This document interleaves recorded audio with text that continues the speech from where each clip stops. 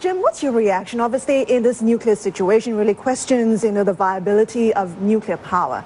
Does that somehow increase the stakes up for investing in alternative energy, like, for instance, natural gas or some of the other fuels? I mean, how would you play this whole changing energy landscape? Well, for a while, it's going to increase the demand for natural gas and oil because nuclear energy is under a cloud, and as people are suspicious of it. What I think is going to happen, it's going to be that way for a year or two or five, but eventually we need nuclear power. We need something to replace oil and gas and coal. We need to replace coal. People are going to come up with much safer nuclear power plants, and then we'll start over again, I would suspect. That's normally the way these things work.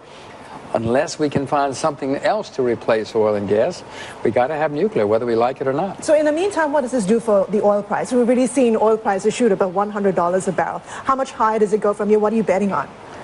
Well, the price of oil is going to go much higher, Christine, over the next decade. The world is running out of known reserves of oil. That's why we need something to replace oil and gas. We need nuclear, whether we like it or not. If we're not going to have nuclear, then the price of oil is going to go to... You picked the number. It's going to go beyond even my wildest dreams, and I'm bullish. I picked the number. You usually pick the numbers. Oh, come on, this is CNBC. You're supposed to watch CNBC. You always have people on CNBC. Well, CNBC asks people like you what the number is going to be, and then you tell me the number. Not people the other way around. You don't have people like me. You have, all those people who know. I don't know. I don't know the answer. Okay, Jim Rogers doesn't know where the price of oil is going to be at. So remember, if you have a question for our guest host, Jim Rogers, you know what to do, Ross. Send him our way. Worldwide at CNBC.com. I think we've got a couple of questions, actually, Jim, that we wanted to get to you as well. You were talking about nuclear, you think is going to come back. Is there going to be a trading case, Jim, for uranium or not at some point in the future? Yes, I've actually been watching to see what's been going on with uranium, and as you know, it collapsed.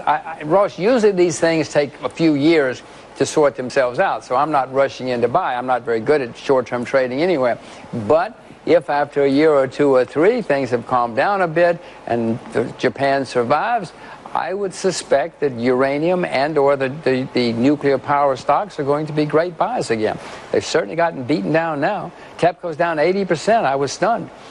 So, yeah, they're going to be great opportunities, but I'm not thinking about stepping in and buying. I'm just watching. Keep those emails coming. Jim is raring to go to answer your questions. He's sitting right here with all his Snicker bars.